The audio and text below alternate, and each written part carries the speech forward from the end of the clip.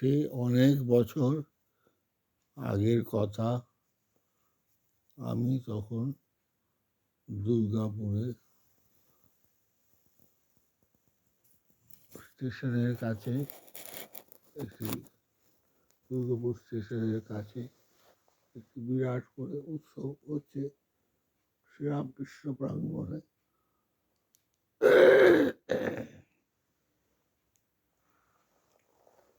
সেখানে একটি অসাধারণ উইজডম শুনেছিলাম, সেটা আমি শেয়ার করতে চাই এবং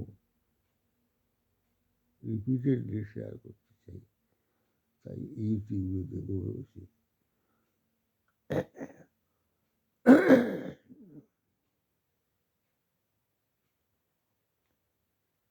আমি শুনছিলাম অনুষ্ঠানে যে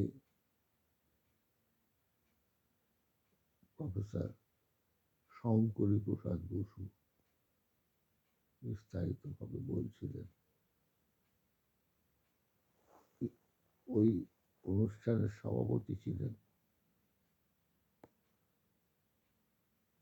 তখনকার জয়রামবাটি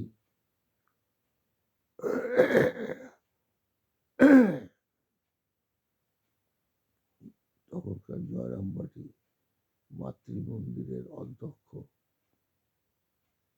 পরম পূজনীয় স্বামী অমেয়ানন্দজি মহারাজ।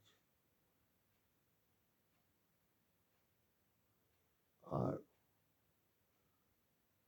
পরে তিনি ঢাকা সেন্টারের প্রধান হয়েছিলেন। সে হলো যা বলছিলাম, শঙ্করীবাবু বলছিলেন যে স্বামী অমেয়ানন্দজি আস্তে আস্তে তাকে পাশাপাশি বসিয়ে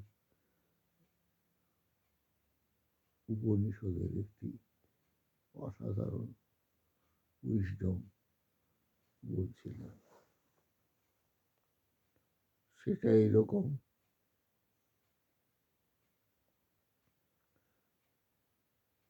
গুরুগৃহে বসবাস করছে সমস্ত ছাত্ররা, শিষ্যকুল, তাদের 12 বছর বানপ্রস্থ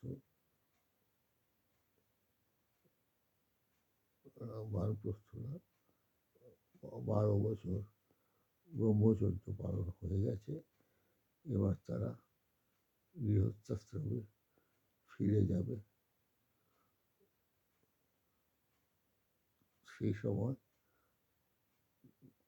গুরু তাদেরকে একটি ফাইনাল পরীক্ষা করে দেখতে চাইলেন। তিনি সবাইকে বললেন যে আজকে তোমরা সকালবেলা সবাই গভীর বন জঙ্গলে চলে যাবে। সেখানে গিয়ে সজারু সন্ধান করবে। আমার ইচ্ছে হয়েছে সজারুর মাংস খাবো।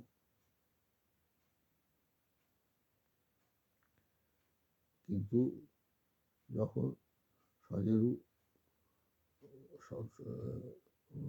শিকার করা বেশ কঠিন ব্যাপার, কিন্তু একটাই কথা তিনি কন্ডিশন বলেছিলেন গুরুদেব।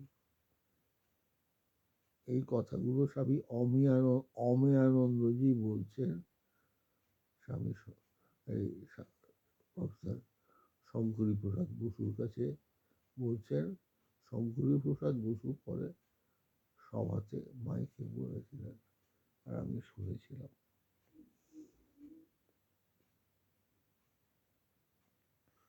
এটা হলো এই, যখন নাকি সজারুকে শিকার করবে, সেই সময় কেউ যেন তোমাকে দেখতে না পায়, কেউ যেন তোমাকে দেখতে না পায়,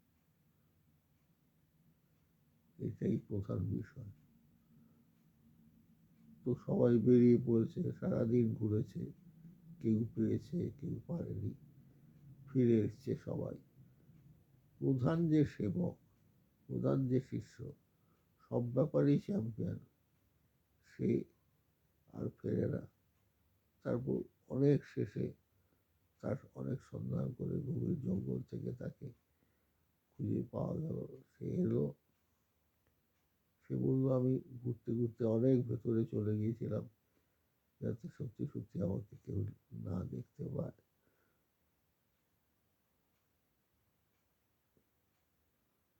সব হলো, আমি সজারু পেয়েছিলাম, যখন সজারু হত্যা করার জন্য আমি যে আরোপণ করছি, ধনুক, ধনুকের ওপর তীর বসাচ্ছি, আমার মনে হলো সবাই দেখতে পাচ্ছে না, কেউ দেখতে পাচ্ছে না আমাকে, কিন্তু আমি তো দেখতে পাচ্ছি, কিন্তু আমি তো দেখতে পাচ্ছি। এটাই প্রধান কথা। এই যে ন্যারেশন, এটার প্রধান শিক্ষার বিষয় হচ্ছে আমরা ভালো কাজ করি, খারাপ কাজ করি, যে কাজ করি, কেউ জানুক আর না জানুক, আমি তো জানছি, আমি তো জানছি, এবং এটাই আমার বিবেককে জাগিয়ে রাখে, এটাই আমাকে বিবেককে জাগিয়ে রাখে, বিচার দেয়। আর কেউ না দেখুক, আমি তো দেখছি।